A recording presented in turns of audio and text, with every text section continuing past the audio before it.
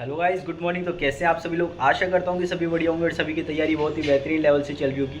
तो गाइस, आज के इस वीडियो के अंदर अपन कुछ बहुत ही ज़्यादा इंपॉर्टेंट टॉपिक्स पे बात करेंगे जो कि आप लोगों के लिए बहुत ज़्यादा हेल्पफुल रहेंगे। और इन मतलब कि अब लास्ट टाइम में क्या है कि अपन को किन चीज़ों से बचना है, किन चीज़ों को नहीं करना है, क्या चीज़ें अवॉइड करनी चाहिए अब अपन को, क्योंकि लास्ट टाइम में सभी इन प्रॉब्लम्स को फेस करते हैं। तो गाइस, एक एक करके अपन आज के वीडियो के अंदर डिस्कस करते हैं। तो अगर आप चैनल पर नए हो तो चैनल को सब्सक्राइब कर दीजिए और वीडियो को लाइक भी कर दीजिए और अपने दोस्तों के साथ में शेयर भी कर दीजिए। तो भाई, सबसे पहले अगर मैं बात करता हूँ तो मैं बात करता हूँ आप लोगों के सामने कि सबसे पहले कि अब अपने को क्या है कि पैनिक नहीं होना है। लास्ट टाइम पे जैसे जैसे एग्ज़ाम पास में आता जा रहा है तो अपन को पैनिक नहीं होना है। जिसका जितना सिलेबस हुआ है, जिसके जितने मार्क्स आ रहे हैं, जिसका जितना रिवीजन हुआ है, उसको वहीं पे उसके लिए थोड़ा भी पैनिक मत हो, ठीक है। बिल्कुल भी घबराना नहीं है अब अपन को किसी भी चीज़ को लेकर। क्योंकि अपन घबरा क्यों रहे हैं? क्योंकि सब फेस कर रहे हैं इस चीज़ को। भाई, किसी का तो क्या है कि रिवीजन रहना होना बाकी रह चुका है, किसी का कोई टॉपिक बाकी रह चुका है, किसी का कोई सब्जेक्ट बाकी रह चुका है, ठीक है। तो अपन क्या है कि जैसे जैसे एग्ज़ाम पास में आता जा रहा है तो अपने दिमाग के अंदर क्या है कि ये पैनिकनेस वाली चीज़ है ना, वो बहुत ज़्यादा होती जा रही है। अपन बहुत ज़्यादा घबराते हुए जा रहे हैं कि यार अभी तो मेरे को रिवीजन करना था इस टॉपिक का, ये रिवीजन भी नहीं हुआ। अभी तो मेरा ये वाला टॉपिक भी बच रहा है, इस सब्जेक्ट का ये टॉपिक बच रहा है, मेरे को ये चीज़ें याद करनी थी, मेरे को ये करना था। मेरी मैथ स्ट्रॉन्ग नहीं हुई, मेरे मैथ के क्वेश्चंस गलत हो रहे हैं, मेरे मॉक के अंदर नंबर नहीं आ पा रहे हैं, ठीक है। मेरा अभी करंट अफेयर बच रखा है। तो गाइस, इसी तरीके की क्या है कि सभी लोग फेस कर रहे हैं। तो इन चीज़ों को अपन किस तरीके से ओवरकम कर सकते हैं, ठीक है, तो वो अपन आज के इस वीडियो के अंदर डिस्कस करेंगे। और एक देखो, सबसे ज़्यादा ज़रूरी है कि अपन क्या है कि अब जैसे जैसे एग्ज़ाम पास में आता जा रहा है तो सभी जी जान लगा रहे हैं। सभी एक तरीके से इस तरीके से पढ़ाई करना चालू कर दिए कि यार कोई भी दिन रात कोई भी नहीं देख रहा, सब इस तरीके से पढ़ाई कर रहे हैं 24-24 घंटे। क्योंकि मतलब किसी को सबको ये है कि यार किसी भी तरीके से बस नौकरी लग जाए, किसी भी तरीके से अपना सिलेक्शन हो जाए, तो कोई भी नहीं देख रहा। इस चक्कर में क्या है कि एक तो अपन को किस तरीके से टाइम मैनेज करना है, ये भी आज की वीडियो के अंदर अपन डिस्कस करेंगे कि प्रॉपर मैनेजमेंट किस तरीके से होना चाहिए। मॉक टेस्ट के अंदर अगर नंबर नहीं आ रहे, प्रॉपर रिवीजन कर लिया, चार बार रिवाइज कर लिया, फिर भी रिवीजन मतलब कि नंबर नहीं आ रहे, आपने बोला मॉक टेस्ट माइनर वाले दे लो, माइनर भी दे लिया, फिर भी मेजर के अंदर मॉक में नंबर नहीं आ रहे, तो किस तरीके से अपन नंबर गेन कर सकते हैं। और गाइस, सबसे बड़ी बात कि अब है ना, कंपेयर करना छोड़ दो यार। आप अपने दोस्तों से या किसी से भी कंपेयर कर रहे हो ना मार्क्स को लेकर, तो वो कंपेयर करना तो छोड़ ही दो।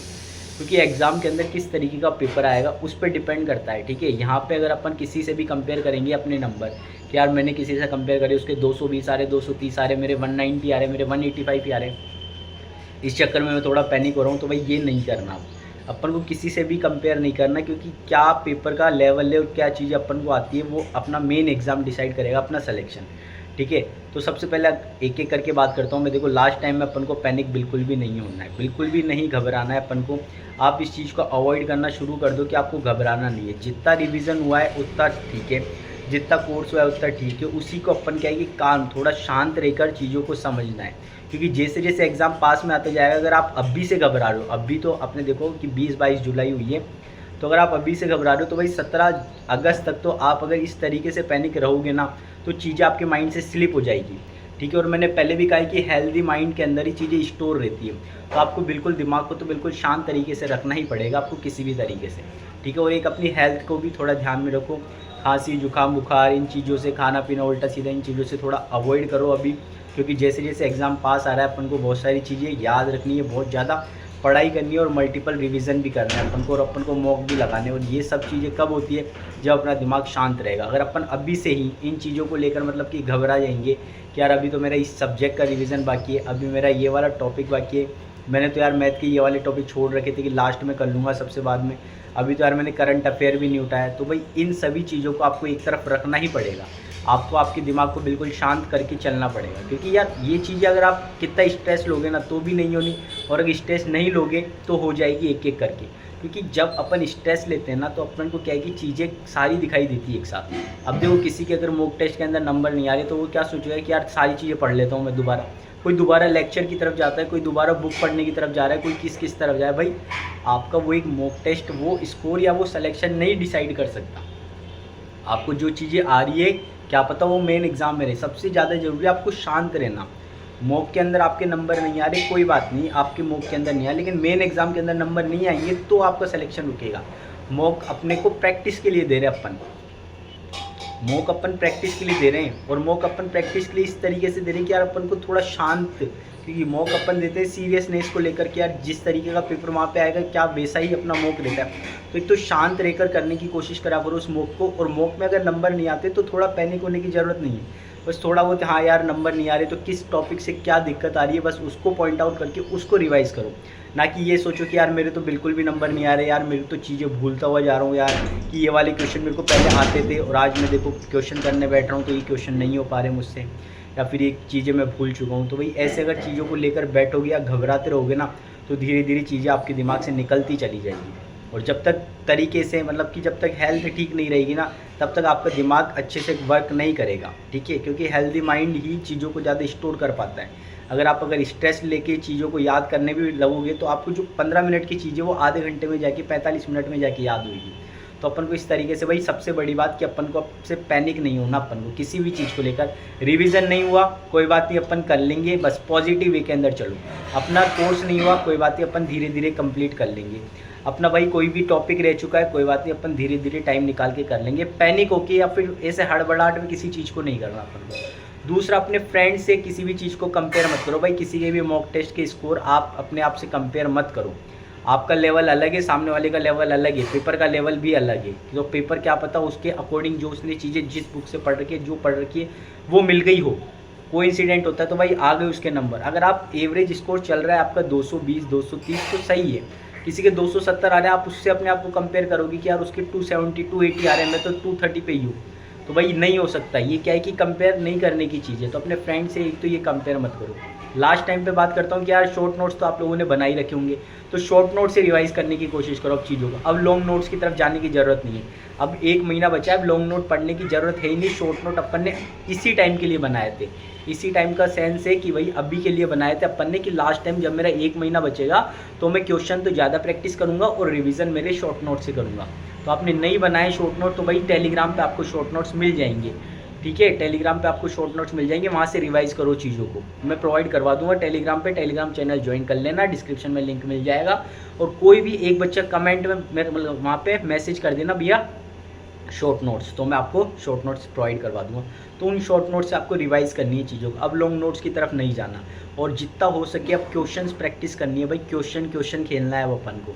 लास्ट टाइम पे जितना भी हो सकता है, एक तो सबसे ज़्यादा करंट अफेयर पे फोकस करने की ज़रूरत है लास्ट टाइम पे, क्योंकि सभी बच्चे लास्ट टाइम के लिए करंट अफेयर को छोड़ते हैं। और अगर लास्ट टाइम में भी अगर अभी से आपने चालू नहीं करा तो फिर इतना लास्ट हो जाएगा कि फिर नहीं होती चीज़ें।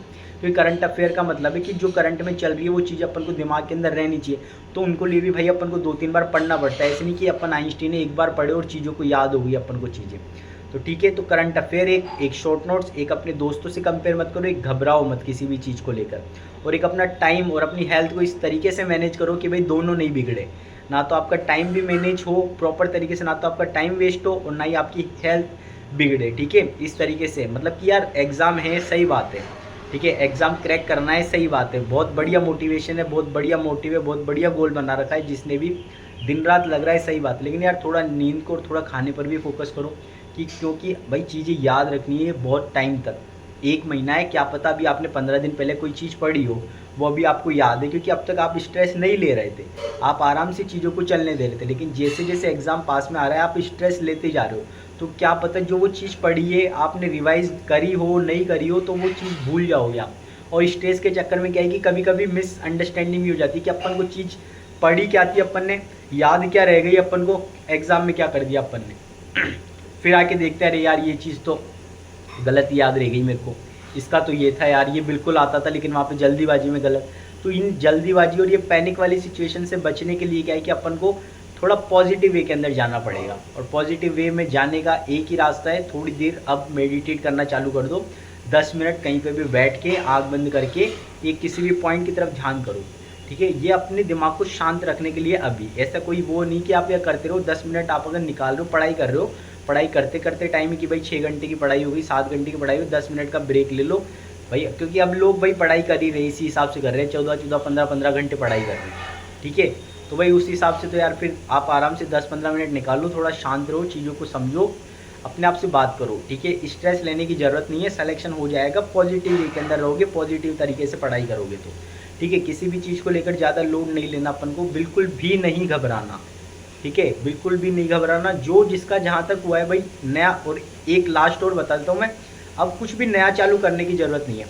जैसे कि भाई कोई था भाई जिसका क्या है कि रह चुका है, यार ये वाला टॉपिक रह चुका है मेरा, अब पढ़ लेता हूँ मैं, ये सब्जेक्ट मेरा रह चुका है अब पढ़ लेता हूँ, तो भाई अब पढ़ने की ज़रूरत नहीं है। ठीक है, अब पढ़ोगे तो फिर उस चीज़ का रिवाइज़ नहीं कर पाओगे, उस चीज़ का तो रिवाइज़ कर नहीं पाओगे जो अभी पढ़ रहे हो। ठीक है, क्योंकि यार टाइम इतना है कि उसको पढ़ ही पाओगे, आप रिवाइज़ तो कर ही नहीं पाओगे। तो एक तो वो चीज़ आपको क्लियर नहीं रहेगी, तो क्या है कि वहाँ पे ऑप्शन कंफ्यूज करेंगे और अपन लगा के आएंगे तुक्के, तो वो गए अपने नेगेटिव। एक माइनस पॉइंट ये। दूसरा माइनस पॉइंट क्या रहेगा, जैसे अपन क्या है कि नए टॉपिक उठाएंगे तो अपने पुराने जो टॉपिक को टाइम देना था ना अब 1 महीना, जिसमें मल्टीपल रिवाइज करनी थी, चीज़ों को माइंड मैप बना के चीज़ों को अपने दिमाग के अंदर रखना था, थोड़ी अपनी अपनी लॉजिक्स बना के अपनी ट्रिक्स लगा के अपन को याद रखनी थी वो चीज़ों वाला टाइम भी अपन ने नए टॉपिक को कवर करने में जी जान लगा दी।